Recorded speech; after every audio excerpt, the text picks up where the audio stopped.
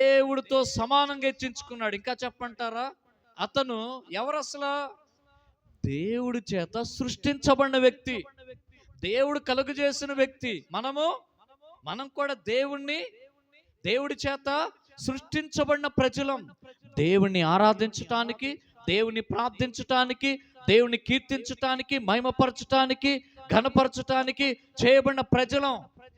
ఆ లూసిఫర్, ఆ వెలుగుదూత కూడా అందుకోసమే సృష్టించబడ్డాడు. కానీ సృష్టించబడిన ఆ లూసిఫర్, ఆ వెలుగుదూత దేవుడితో సమానంగా, సృష్టికర్త అయిన దేవుడితో సమానంగా హెచ్చించుకొన తగునా? ఒకవేళ హెచ్చించుకుంటే ఏమైద్ది?